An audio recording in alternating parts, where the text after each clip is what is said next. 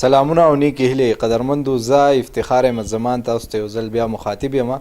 کتونکو څنګه چې تاسو ته پته ده چې د لیکوال په دې ویبپاڼه باندې زموږ دغه یوه خپرونه چې دا چلیږي هغه د پټ لیکوال په نوم باندې چلیږي. په دغه پټ لیکوال خپرونه کې چې دی موږ تاسو ته وخت په وخت داسې لیکوالان چې دی هغه تاسو سره مخاطب کړي دي، داسې لیکوالان موږ مخې ته راوستي دي څوک چې د پښتو ادب دپاره لیکونه کوي خو هغې پټ پاتې شوي دي. نو موږ کوشش کوو چې په دې خپرونه کې تاسو ته داسې لیکوالان چې دی هغه مخاطب کو، داسې لیکوالان چې دی هغه مخې ته راولو. نن بیا راغلی و د سوات یوې ښایسته سیمې مدین ته راغلی و. دلته کې را سره هم داسې لیکوال ناسته کوي څوک چې ډېر ښه لیکونه کوي خو هغې چې دی داسې پټ پاتې شوي دي، ډېر زیات چې دی تاسو به هغې نه لیدلي. نن چې دی نن به ستاسو ملاقات د نجib زیري سره کوو. نو نجib زیری چې دی دا وخت زموږ سره ناست دی. راځئ چې دا خپله خپرونه د هغې سره پیل کړو. السلام علیکم. سلامونه افتخار خان، ستاسو ډېره مننه، ستاسو د لیکوال ټیم مننه چې تاسو راغلی د مدین ته راغلی او زموږ له وخت راکړو او زموږ دا خبرې چې دي دا دومره درنې وګڼلې چې د ریکارډ کولو قابل وګڼلې. ستاسو ډېره مهرباني. ډېره مننه د وخت راکولو چې تاسو موږ له وخت راکړو. دا به راته ووایه په وړومبۍ کې چې تعلیم یو څومره کړی دی، سبق مو ویلی دی که نه؟ افتخار خان ما ام ایس سی زوالوجي کړله او ام ای پښتو مې کړې ده. دغه زما تعلیم دی او د دې نه علاوه چې دی چې کوم سوشل اکټیویټیز چې دي په هغې کې هم پوره برخه اخلم. بیا چې سیاسي کوم اکټیویټیز دي په هغې کې هم ښه پوره برخه اخلم. ډېره مننه. دا به راته ووایې چې شاعري تاسو کوئ، شاعري هم د کم وخت نه شروع کړې ده، د چا نه متاثرې د پښتو ادب طرف ته څنګه راغلي یئ؟ پښتو ادب کې داسې څوک چې تاسو ته د هغې نه متاثره شوي او بیا لیکونه هم شروع کړي دي، دا څنګه شاعري مو شروع؟ بنیادي طور خو زمونږ چې کوم مشران دي هغه داسې قام پرستو ګوندونو کې پاتې شوي دي. بیا هغو د پښتو ژبې او ادب سره دغه مینه وه. زموږ په کور کې به داسې که د موسیقۍ د حساب و نو هغه د پښتو د کلاسیکل کلامونه به د کیسټو په شکل کې موجود و. بیا کتابونه به چې هغه به هم د ډېرو کلاسیکل شاعرانو موجود و، لکه دغه شو زموږ سره خوشحال بابا شو، رحمان بابا شو، بیا دغه شانتې حمید بابا، ورسره غنی خان، بیا په دې نوو شاعرانو کې رحمت شاه سایل. دا کتابونه زموږ په کور کې موجود و. د دغې سره به زموږ شوق و. بیا داسې ملګرو سره به ناسته کې داسې مشرانو سره چې هغو به د پښتو ژبې او ادب خبرې کولې. نو زما فکر چې دی تر د ډوکوالي نه داسې شعر لیکلو ته چې هغه مایل و، خو بیا د وخت تېرېدو سره چې دی زه دومره شوم چې په شعر لیکلو باندې پوه شوم. دا به راته ووایي چې کله تاسو بیا لیکل شروع کړو کم وختو او بیا پاخه لیکل مو کله شروع کړو چې خلکو ته مو وښول چې تاسو لیکل کوئ یا شاعري کوئ؟ لیکل خو بنیادي طور داسې لږ راته یاد دي چې په اووم اتم کلاس کې وم، په هغه وخت کې مې داسې څه لیکل کړي وو، خو شاید چې هغه اوس پې زما پیړو بنس کې هغه د هغه زمانې لیکلو. بیا د کالج په وخت کې زمونږ د فتحپور سیکنډرۍ کې مونږ سبق وی، په هغه وخت کې تلاپڼ مجله به چاپ کېده، هغې دپاره به هم دغه شانتي مات ګوټ لیکونه چې کوم دی هغه به مونږ کولو. بیا چې کله زه پوهنتون ته لاړم نو په مردان کې زما د ډېرو ښه شاعرانو سره ناسته وشوه چې په هغې کې ډاکټر اسرار صاحب او اکبر هوتي، دغه شان فیض الوهاب فیض، مطلب د مردان ادبي ټولنه د ادبي دوستانو مرکه مردان یو تنظیم دی، په هغې کې زه مطلب رسمي طور ما د هغو سره ناسته شروع کړه. هلته به تنقیدونه دغه کېدو، نشستونه به کېدو. نو په هغې کې چې دی بیا زما پوره تجربه چې د په هغه ځای کې وشوه په مردان کې. صحیح. دا راته ووایي چې د پښتنو په سیمو باندې بیا هم داسې لکه د حالاتو په هغه نزاکت باندې خلک ډېره زیاته شاعري کوي. تاسو په خپله شاعري کې څه مو زیات لیکلي دي؟ روماني اړخ طرف ته تاسو زیات تلي یا تاسو سنجیده شاعري کوئ یا د ولس چې کومې مسلې دي کوشش کوئ چې هغه پکې راچوتوئ؟ څنګه شاعري تاسو کوئ؟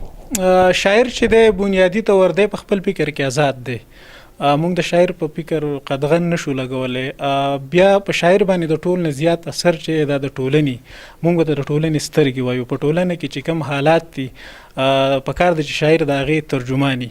زما خپل فکر چې دی هغه دغه د دې ټولنې دا کم حالات چې دي د پښتنو سره چې دا کم روان ظلمونه دي د 40 کالو چې دا کم ناوړین زموږ په وطن باندې شروع دی د پښتنو وینې تویږي نو زما د شاعرۍ مرکز چې دی هغه هم ټول دغه د پښتون وطن دا ویر دی زه غواړم چې د پښتون ولس ته د خوشحالۍ او د سوکالۍ او د امن زیری ورکړم.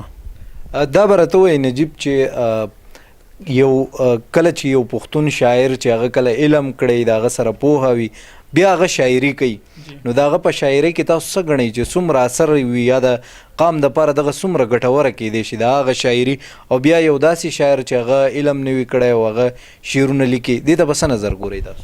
شاعري چې دا خو بنیادي طور خداداد صلاحیت دی چې په لطیف انداز کې یو سړی چې دی هغه یو مسله چې د هغه بیانولی شي. د شاعرۍ سره چې د مطالعه ډیره زیاته ضروري ده ځکه که شاعر چې دی مطلب د دنیا د حالاتو نه خبري د خطې په سیاستو باندې پوهوي او کمې پالیسۍ رواني کمې فیصلې کیږي چې په هغې باندې شاعر چې دی کم از کم خبرې نو دغه معلومات چې ده ته ډیر راځي دی به په ډیر ښه انداز کې ډیر علمي خبرې چې کوم دی هغه به دی په خپلې شاعرۍ کې رانغاړي او که چېرته داسې وي چې د سره د علم نه نو ظاهره خبره دی به شاعري کوي خو هغه به د هغه فکر چې دی هغه به د یو خاص ځای ته چې کوم دی محدود وي. بیا ځینې داسې شاعران هم شته دی چې هغو مطلب تعلیم نه دی کړی خو د هغو فکر هم داسې زورور دی چې ډیر تعلیم یافته خلک چې دی ډیر تعلیم یافته شاعران هغه شانتې دغه نشي کولی. نو زما په خیال دا دواړه خبرې چې دي دا داسې 50-50% پکار دي چې یو سړی سره څه علم ومي او ورسره چې کوم دی د دغه شاعرۍ باندې اوبو رومسلي په خپل په دې الفاظو په قلم باندې اوبو رسلي چې خیال چې دی هغه په خپلو الفاظو کې بندولی شي. دا به راته ووایي چې په شاعرۍ کې تاسو په خپله څه خوښوئ کم صنف چې دی تاسو زیات خوښوئ زیات لیکل چې دی تاسو په څه کې کړي؟ شاعري چې دا هر شاعر چې شروع کوي د اولنی صنف چې د اکثرو شاعرانو دا غزلي زما هم چې د شروع چې هغه د غزل د حساب او حالان کې چې زه د غزل د معنی د حساب چې ما کله شاعري سٹارټ کړه نو زه د غزل په هغه معنی نه پوهېدم خو هغه ټیکنیکل انداز چې هغه د غزلو لکه د دې نه علاوه چې دی ما په پښتو کې نظمونه هم لیکلي دي د نظمونو سره سره چې کوم دی دا ټپیزي وته په دې کې مې سره کار کړی خو بیا مې ونه کو بیا یو بل نظم وته وایي ټرایولټ وته وایي چې دا د انګریزي ادب یو نظم دی په هغې کې هم ما څه لږ لږ کار کړی دی نو تقریبا چې په ډېرو صنفونو کې مې کار نه دی کړی خو چې په کم یو صنف باندې مې وس راغلی نو قلم چې دی هغه مې پرېښودولی دی. دا به راته ووایي چې په اوسني وخت کې که مونږ وګورو ځوانان شاعران چې دی خلک ډېر زیات خوښوي او پښتو ادب ته چې دی هغې ډېره زیاته وده ورکړه دې ټول په اوسني وخت کې تاسو د پښتو ادب ته په څه نظر ګورئ؟ تاسو ګڼئ چې د پښتو ادب چې دی هغه وده کړې ده که نه شاته تللی دی دې ته په څه نظر ګورئ؟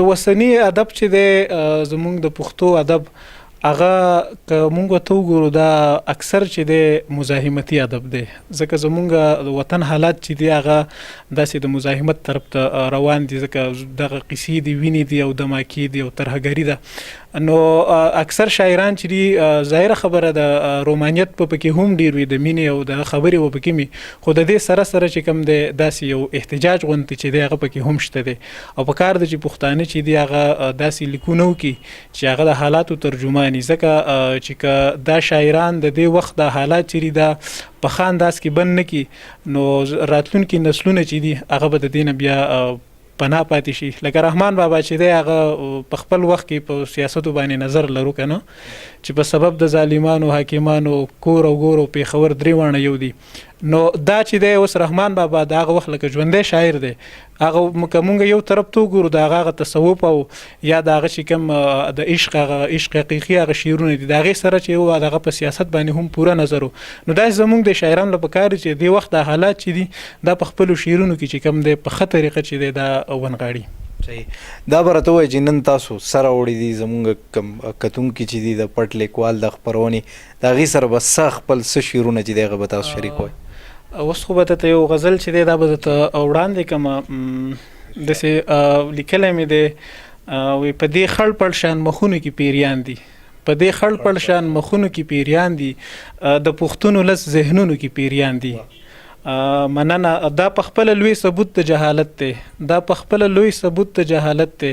څوک چې وایي په کورونو کې پیریان دي او شرابنې مکرجنې کبرجنې، شرابنې کبرجنې مکرجنې، ما لیدلي داسې جونو کې پیریان دي او کاڼي ولي محلونو ته د خلکو، کاڼي ولي محلونو ته د خلکو، د وطن په ګوټ پیرونو کې پیریان دي. او ما ته خپلې مور ویلې غره ته مزه، ما ته خپلې مور ویلې غره ته مزه، په دې دنګو دنګو غرونو کې پیریان دي. او د دې ښار د هر انسان ژوند ته خطر دی، د دې ښار د هر انسان ژوند ته خطر دی، د دې ښار په بازارونو کې پیریان دي. ډیره مننه. نجیب صاحب په اخره کې به څه پیغام لرئ چې پښتون ولس له ورکول غواړئ؟ ستاسو سره موقع ده چې تاسو د پټ لیکوال د لارې څه پیغام ورکول غواړئ؟ پښتون ولس ته وایو چې د خپل وطن حالات چې دي د هغې دپاره مبارزه وکړي، که هغه د تعلیم مبارزه وي او که دغه شانتې سوشل مبارزه وي، که سیاسي مبارزه وي. مونږ قام ته چې کوم دی د ټول نه زیات ضرورت د تعلیم دی، چې مونږ تعلیم وکړو، د نړۍ چې کوم علمونه دي هغه حاصل کړو او خپل وران وطن چې دی دا بیا راجوړ کړو. ډیره مننه. کتونکو دا نجیب زیری تاسو د هغې خبرې واورېدې، د هغې سره مونږ خپله مرکه وکړه او هغې ډېرې زیاتې ګټورې خبرې وکړې. بیا د هغې د خبرو نچوړ هم دغه دی چې پښتون ولس له پکار دي چې که هغې ترقي کول غواړي او د نورو هیوادونو سره په صف کې ودرېده غواړي، نو هغې له پکار دي چې ډېر زیات علم وکړي، پوهه حاصله کړي او بیا د دغه قامونو سره چې دی خپل قام چې دی دا ودرئ.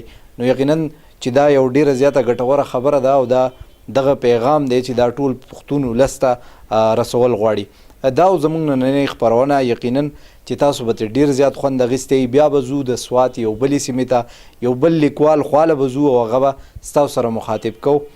نو تر دې دمه زما د پروګرام وخت چې دی هغه سر ته رسېدلی. ماله اجازت راکوئ. د لوی الله په امان.